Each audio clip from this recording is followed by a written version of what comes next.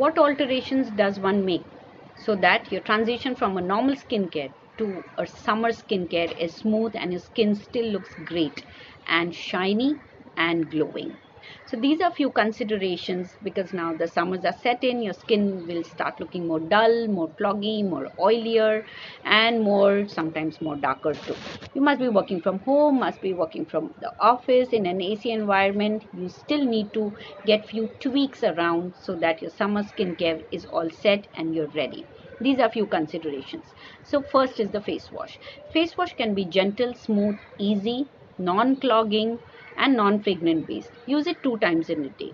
If you only have an oily skin or an acne prone skin, then go in for an alpha hydroxy acid or a beta hydroxy acid, like a glycolic acid, salicylic acid based face washes in a gel form or a foam form. Use it, but only 2 times in a day, so that the skin is more clearer.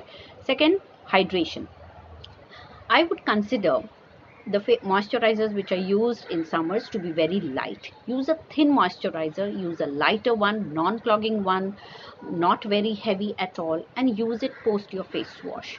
So, if you're using a creamier one, keep it for the night, because night you can afford to keep your face more hydrated. If you want some anti-aging properties, use a good face wash, use a good hydrating agent for the night, a deeper one, or a thicker one where you can hydrate your eyes, perioral area, your neck. But during the day, consider only lighter ones. Third is the sunscreen. Sunscreen has many properties, and like I always say, nothing ages your skin more than the sun, nothing damages your skin more than the sun. So sunscreen is the star product of the summers. How do you pick it up? Depending upon your lifestyle.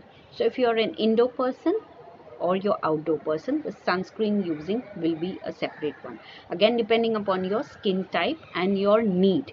So if you're in indoor, about 30 SPF should be good enough. If you're going on a vacation, beach vacation, then definitely 30 SPF, about 50 SPF should be good enough. And you can use an extended broad spectrum sunscreen with a UVA, UVB protection, blue light protection. Nowadays sunscreens do come up with that. You can also see if it's water resistance. If you're staying in a tropical country and you sweat quite a lot and you're outdoors, use a water resistant one.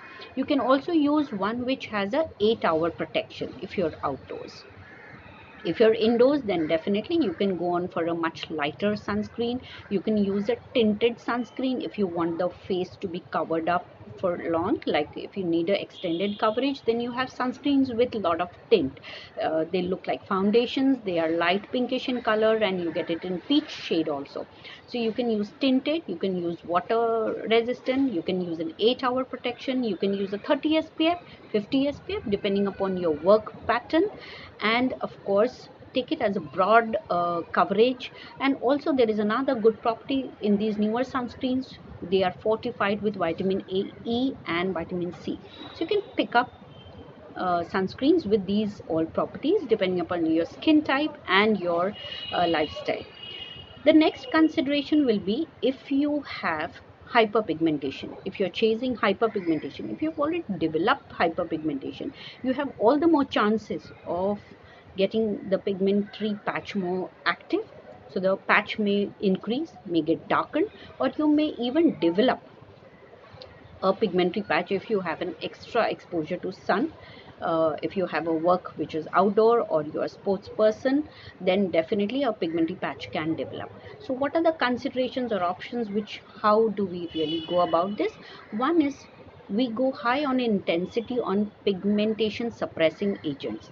So like your doctor must have put you on to some kind of pigmentation suppressing agents like your kojic acid, arbutin, licorice, tranexamic acid, and all of these we go high on that, because in no case we want that pigmentary patch to be growing inside the skin, or maybe flaring and becoming a bigger patch. So go high on that. Next is of course your sunscreen. So you need a higher coverage sunscreen.